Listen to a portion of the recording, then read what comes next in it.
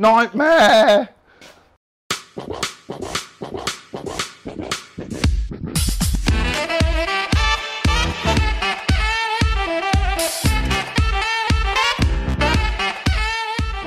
What's up YouTube? My name's Quickie, welcome back to the channel. Yeah, I'm having a nightmare.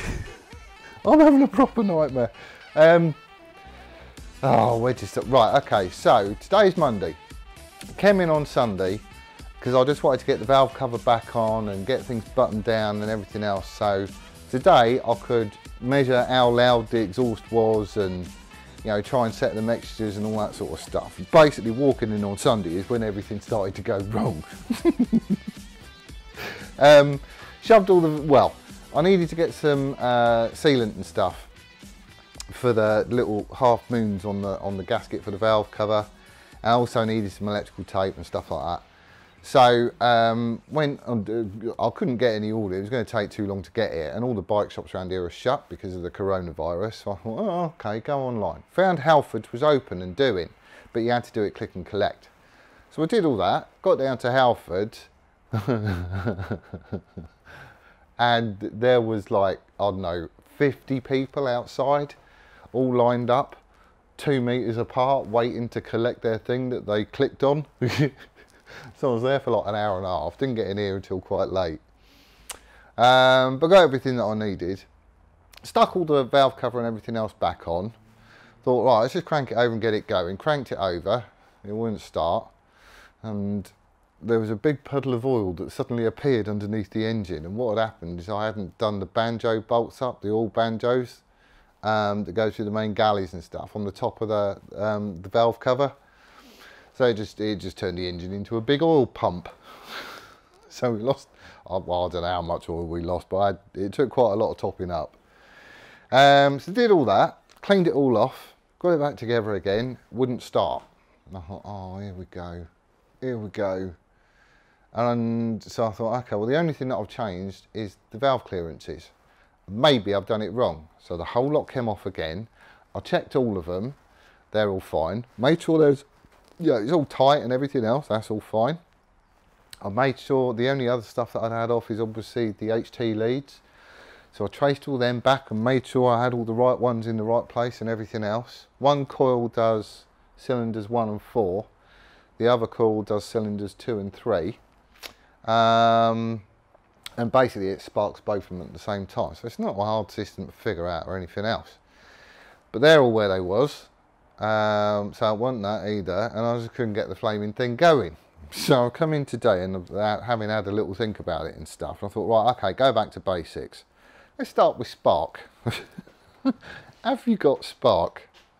And basically, no, I haven't. I pulled one of the spark plugs out, shoved it in the cap and held it on the engine casing whilst I turned it off, turned it over. There's a couple of like naked bolts and stuff because obviously the engine's painted. Held it on there, nothing's happening.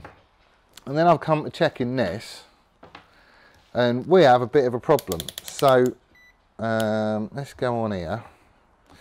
So on the primary windings on a coil, on this one I'm supposed to have between 2 and 4 ohms and I've got 3 ohms, so that's fine. Same on the other coil. Then switch him up to there. On the secondary side, so shove one in there and one in there, I'm supposed to have between 30,000 and 40,000 ohms. And I've got bugger all. So it looks like the coil's knackered. I mean, to be fair, they do look a bit ropey. Check the other one as well, and that's the same too. So I think my coils have failed. It's curious though, because I could think, okay, well one of the coils is gone, but I'm curious as to why both of the coils have gone. Checking them off the bike, it's not a feed thing. Haven't done anything with timing. I haven't monkeyed about with the pulse generator or any of the rest of it. None of the wiring's been changed over or any of that. It's curious that they both felt. It did run lumpy as. It could have been That one of them was already knackered when I was running it before, and now finally the other one's given up the ghost and it's just not doing anything. Plug gaps and everything else is all fine. The plugs don't look too bad. It's got those, you know, twin sort of terminal electrode jobbies in it. They all seem to be alright, so this is definitely what the problem is. So anyway, Steve-O to the rescue again. He's a gem, that man. When he was doing the project bike, he just pulled everything off it and shoved it in a box. So he's got a complete loom, and he's also got the coils that go to it. So he's just going to stick it all in a box. He's dropping off a laptop and a couple of other bits and pieces, so he's just going to shovel that lot in the box as well. So I get another couple of coils. And he phoned just as I was about to press the buy it now button.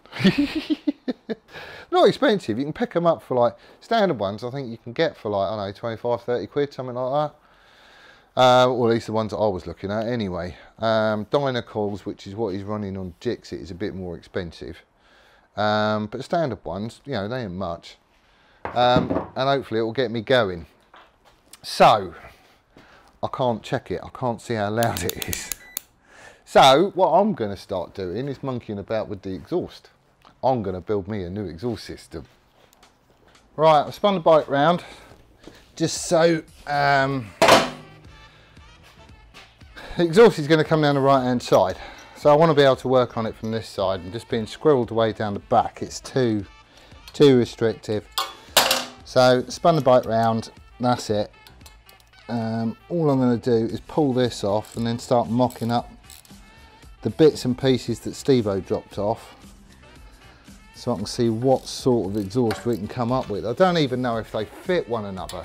They should do, because it was all part of a Delcovic system on his old bike, but we're not sure if the link pipe is Bandit, and I'm also not sure where things are going to fall, because I'm going to need to make some mounting brackets and stuff. Like, there's nothing to hang the exhaust hanger on the back, because the pillion pegs have all gone. So we're going to have to get creative with something. As long as the tubes fit one into another and I can work out the headers, because we chopped them in two. We only wanted them on the engine block so we had placement, because we was going to build a whole new one. So they got chopped in two, and I wish we hadn't done that now.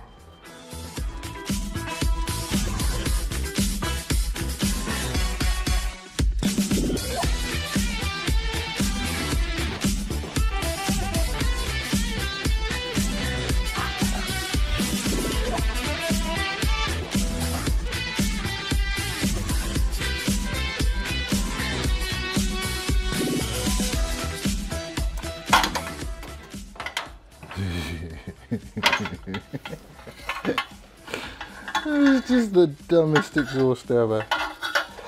Don't worry, it's not going in the bin, you will see it again. Basically, once I get this new exhaust sorted and we can get the bike running again, when I've got the new coils, we will be sticking it back on again, just so we can measure it and see how noisy the thing is.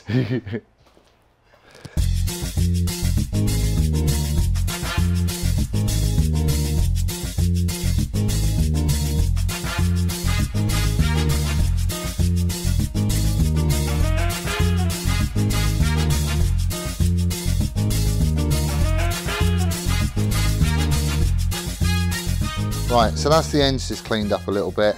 The tubes do actually clean up really, really nice. This is just with Scotch-Brite, and you can see once you get all the schmoo and everything else off of the surface, you know, they do come up lovely.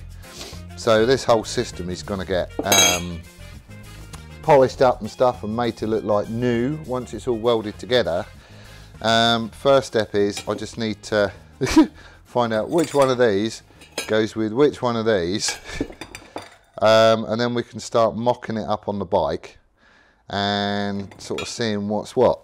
So with this, this is the collector.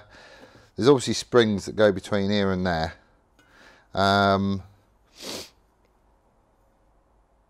So that kind of, that's like your starter for 10 really. So the way I reckon it goes, although I'm not entirely sure, is that one there, that one probably there, that one maybe there, like that, and that one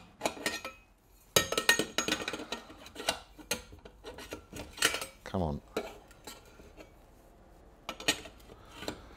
possibly like that.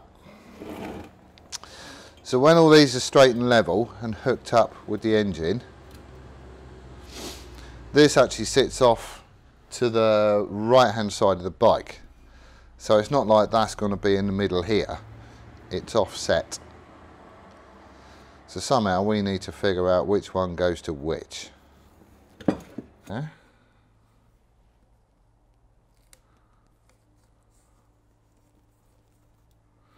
Right, so all I'm doing here is making sure I've got the right tubes connected. They can only really go on one way down here, I think. And that is basically all the way home. They all marry up at the top, so we've definitely got them the right way around. We'll have to mark them up and clock them and, you know, all that sort of stuff, but we're basically there. Right. Link pipe. I'm going to have to reroute this hose, I think, because he is quite close to the exhaust. Oh, actually, there's nothing to catch it on. Oh, right.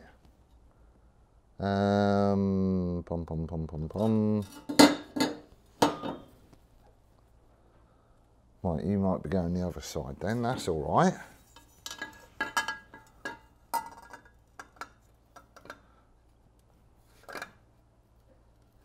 Come on.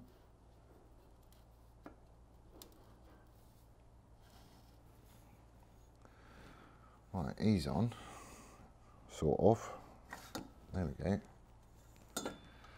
And of course my tie down's in the wrong place. Oh, hello.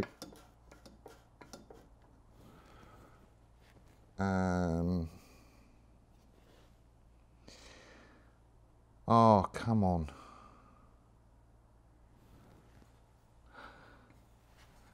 He is hard up.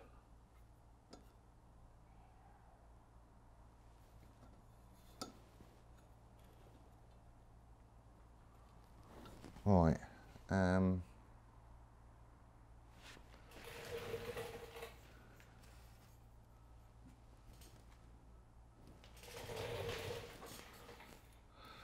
I don't think this is a Bandit pipe. No, I could probably make it work. How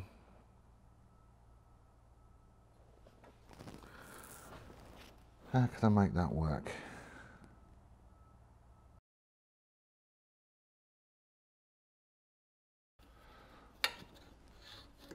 Right. I really want you about there.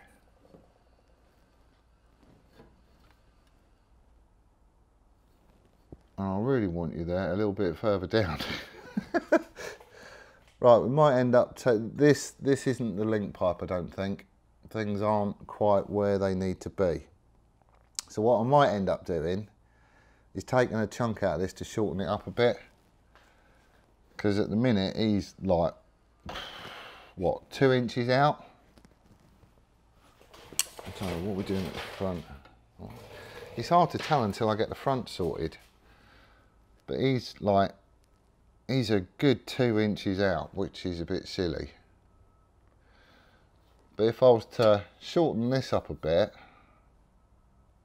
obviously because this comes out at an angle like that, if I take a chunk out, shorten it up a bit, that'll bring this end in, so he's not sticking out here in the breeze, and it'll move the exhaust length down a little bit by however much I take out here.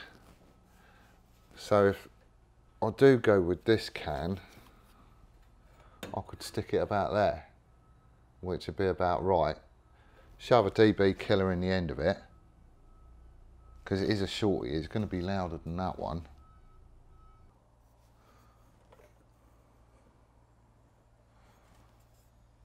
Right, I think we're there.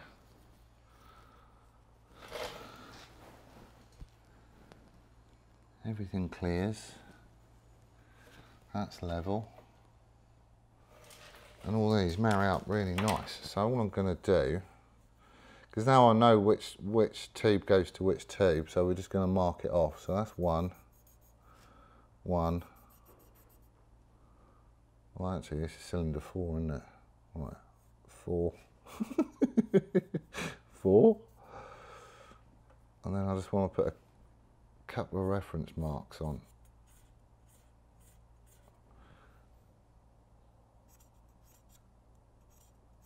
Like that. And what I'm probably going to do is just do these one at a time, I think. Do I want to do it that way?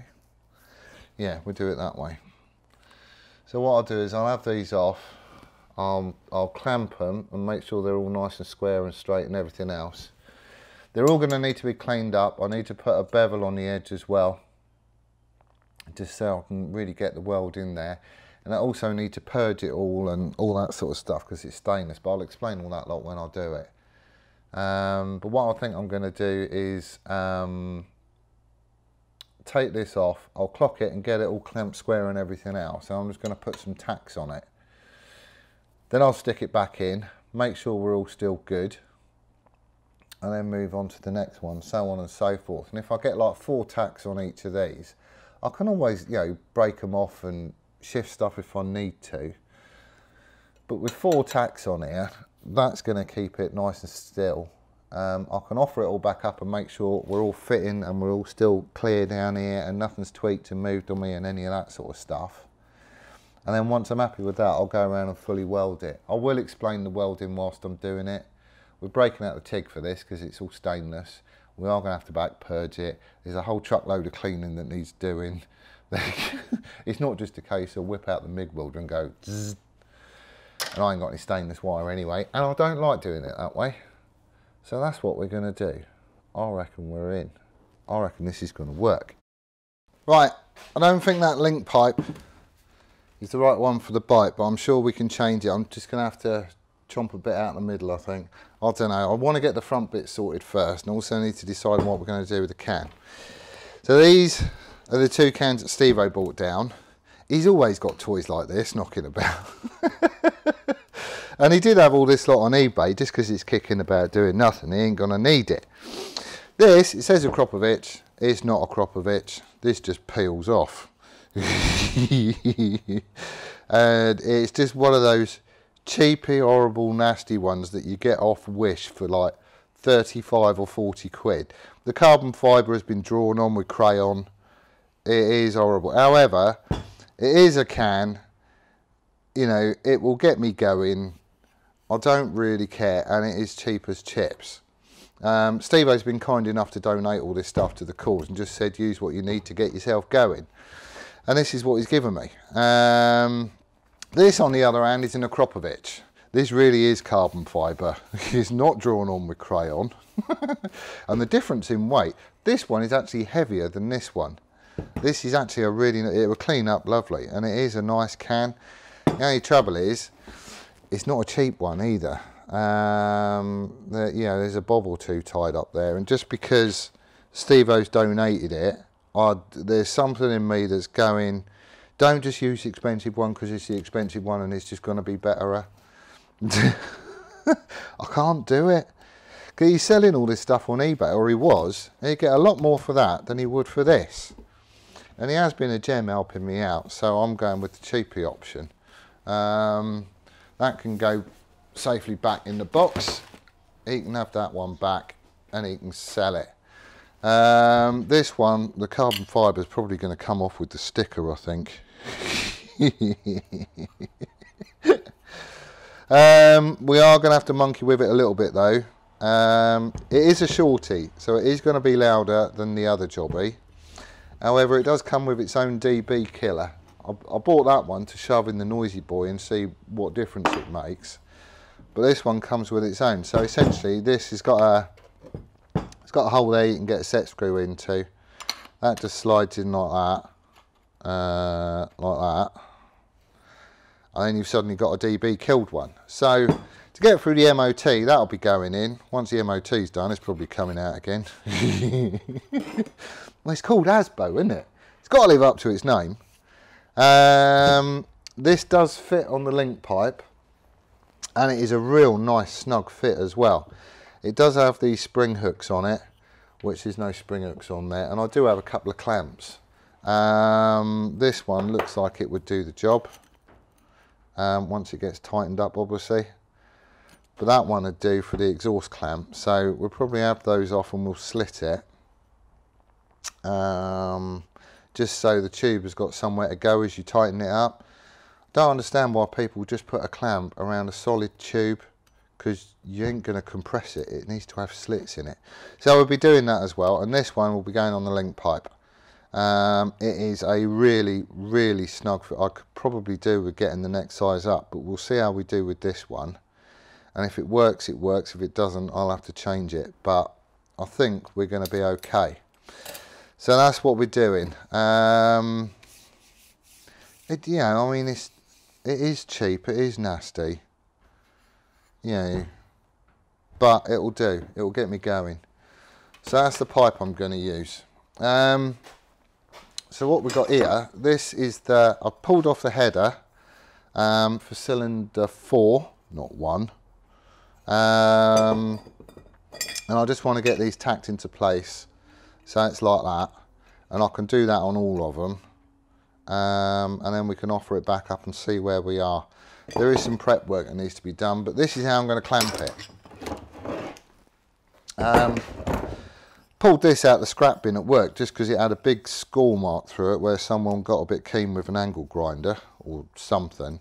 You could do this with either like U-section or a piece of angle or something like that. This will do though because it's got this channel in it that's smaller than the diameter of the tube. So these ones are no good. I'll explain why in a minute, but all we're going to do is clamp the tube together. So we'll sit in the middle, something like that. We'll clamp him.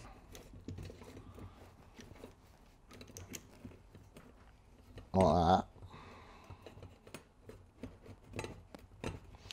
And just the channel holds everything square. So then I can line my marks up, just wiggle it about until it goes together. There will be a chamfer, like a beveled edge put on this just so I can get the weld in there. We'll line them up, and these bits of channel section just go around and clamp it, and they'll keep it all nice and square. So I'll have a straight pipe instead of a pipe with a kink in it. Reason why I'm using this clamp is the one that I'm going to be using, just because the surface area is bigger. With these C clamps, because they've got like rounded ends, as you clamp it up, these just go crooked and sort of pop out, so they're no good for this. So that's what we're going to be doing. I need to go and get a purge kit. I'll explain it once I've got it. So I'm probably going to pick this up tomorrow and start welding all these tubes back together then. And I'll explain what I'm doing with the welding and the prep and all that other stuff, just so you get it down. So next time we're back, I'll be in a different t-shirt. Okay, it's a brand new day, and I've got the final bits of my exhaust. This is it.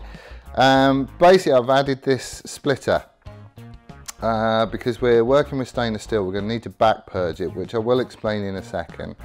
But basically all I've got is this black hose, a clamp, nipple and a nut to join it to this splitter. It's got 2 isolation taps on it as well. So this white line is the line that goes off to the TIG welder, and ordinarily that connector just goes straight into the top of the regulator up here.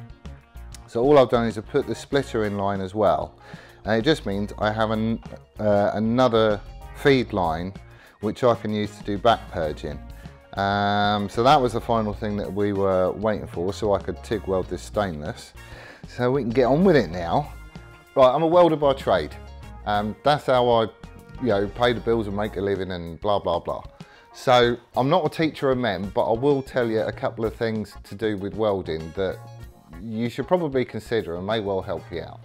But I'm not teaching you anything, so take it with a pinch of salt. There's a couple of blinding channels out there. If you want to get into welding, or improve your welding, or learn a bit more, or just get an insight or anything, one of the best channels I think is Jody from Welding Tips and Tricks. He's been doing it for years, really knows his stuff.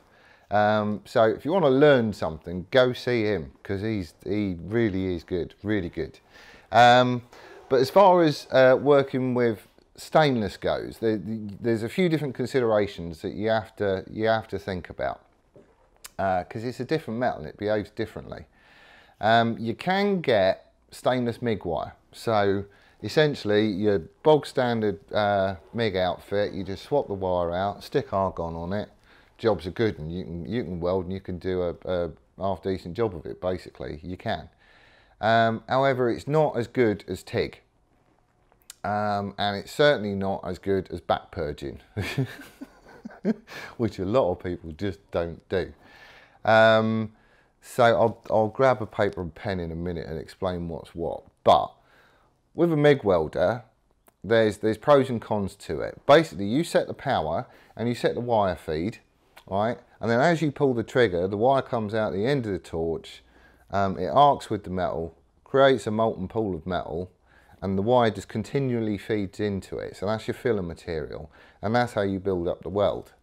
Thing is, once you've set it, you've set it. So as you pull the trigger, you can't change it. Not without sort of stopping basically and resetting things and having another go. And then you've got one bit of weld that's going to look like poo, and the rest of it, when you've got your settings right, is going to look all nice. But that's one downside to it. You can change the travel speed, you can change the patterns that you use, all that kind of stuff to influence how the weld goes. But once it's set, it's set. TIG welding is just betterer. It is a word. I'm going to make it a word. The good thing about it is that you can the torch basically all it does is create the arc. That's it. So that's all that's creating the spark. In your other hand, you've got the filler wire or the filler rod. So this suddenly becomes an awful lot more controllable, especially if you've got a foot pedal. All right. So you can set your base settings on the machine, I don't know, 100 amps or whatever it is you're going to work with, and you can set, the pre-flow for the gas, and when you let off the trigger or the pedal, how long the gas continues to flow afterwards, and all sorts of stuff. You can set it on pulse, all kinds of funky things. But once you've set it with a pedal, you can change the amount of power that you're putting down. So let's say you're welding alley to start off with. That takes an awful lot of heat. So you can stomp on the pedal, really mash it and get the puddle going. And then once you've got the puddle going, you can back off the power to get the puddle that you want and then keep going from there. If you're just using a button, you can come off and on the button. That sort of does the same sort of thing as a pedal. It's just a bit binary. Or with alley, you can set it at a lower current, keep the torch there for a bit longer to start off with until you get the puddle going, and then just carry on, without having to change anything. So that's it. The other nice thing is you've got the welding rod in your hand, so you choose when and how often and how close together and all that kind of stuff, how much basically welding rod you add to the weld as you're going. So you've got an awful lot more control of it.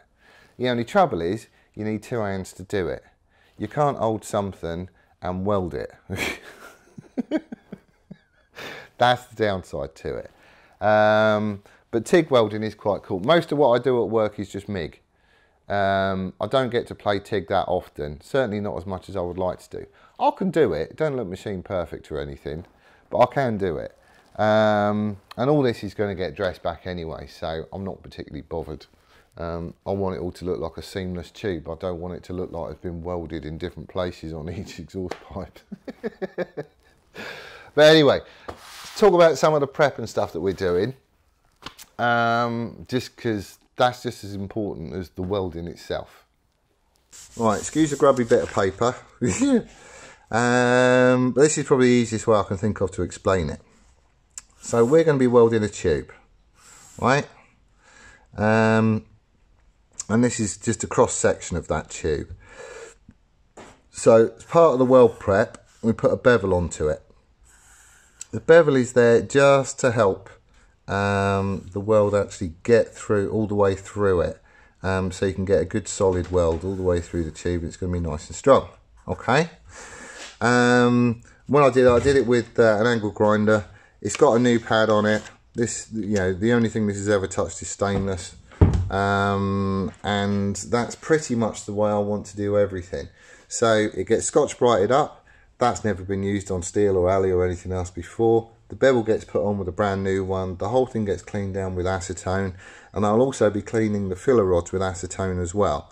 As clean as I can get this, and whatever I'm using to clean it has only been in contact with this material, then I'm going to get as few contaminants into the weld as I possibly can do. Okay, so there's your tube. It's open either end, so there's air all around this. Okay, and then we get the TIG torch. So there's your lead. Come down a bit. When it gets to the end, you've got the cup on it, whatever size cup it is, and I tend to run a gas lens in here as well, and then you've got the tungsten which comes out the end. So a gas lens just helps to focus the column of gas that's coming out of your TIG torch. Okay, you use a lot less gas doing it. It's about half as much actually, so it's kind of worth it just from an economical point of view, but it's good as well because the gas that is coming out is concentrated where the weld is, so you're not going to get porosity and all that kind of stuff. Okay, so when you're welding, and that should really be this way, you strike up an arc with the tungsten and you'll turn this into like a molten pool of metal. All right, and then you can start adding your filler rod in here as well, just sort of dabbing it as you go. Now the gas that's coming out covers your weld, so this is completely shielded. There's no air around the weld, so you're not going to be getting any porosity in there. Porosity is horrible. It looks like it's got loads of bubbles and pits, and it's black and it's just nasty. It's brittle as anything. It's not strong. You won't get a strong weld unless you're using a cover gas, which is, you know, a shield gas, which is obviously why we do it. But it just won't be strong at all. If you've got a welder, just turn your gas off and run a weld bead. You'll see what I mean. It's just horrible, and it all kind of like, you get little worms coming out of it, and it's nasty. All right, so that's what this gas is doing. However, the backside here of the weld, there is no gas coverage. You're going to get penetration as this weld bead develops, and it's going to come out on the back as well. That's ideally what you're looking for. You want weld on top, and you want a little bit of the weld to come through on the other side as well, so you know this is completely solid and it's as strong as it can be. But this side is unprotected, and this is where back purging comes in, and it is especially important with stuff like stainless, because that stuff really doesn't like air. So what the purge line is going to do is the workpiece is going to be turned at an angle. All right, so that's up and that's down. Okay, reason being is that argon is heavier than air, so what we're going to do is tape up the end so this is airtight. Duct tape will do, as long as you're not too close to the weld, because that wouldn't like it. So this is sealed, and then in the end we're going to bung this up and we're going to shove our purge tube in here, and there's going to be argon, the same gas that I'm using on the TIG torch, coming into the tube. All right, this is just going to get filled. I will either shove a rag down it, or tin foil, or, you know, anything like that would do. If you are using a rag, like I'm going to have to, or even tape it, it doesn't matter, as long as it's not going to get hot and melt and do all sorts of nastiness, then that's fine. The nice thing about tin foil is it's not an airtight fit, So as gas comes here and it all starts to fill up, yeah, you will get some leaking out from this end. So this isn't under a positive pressure, all right? But then we've got gas on the outside, gas on the inside, so where you get this penetration, you don't get any porosity because the air can't get to it. All the air has been evacuated. As this is filling up, it's filling it up with argon and it's forcing air out the top, and that's basically why you do it. You can do this with MIG as well as TIG, and there's no reason not to at all. You will get a stronger weld if you do that, just because the whole of your weld is covered in a shielding gas and you can't get any porosity. MIG is quite aggressive. Like as you're welding it, there's sparks and all sorts of stuff going on. And if you watch the puddle, it's not sort of nice and fluid as a TIG weld puddle is. It's quite sort of getting poked about and lumpy, and it looks like it's boiling sometimes. And that's basically just because you're introducing material into a molten pool of metal. That's all, you're just disturbing it. And that's where all the shenanigans happens. So as much as you can protect it, you should do. It ain't going to do it any harm. I hope that makes sense, because I ain't explaining it again. My drawing's rubbish.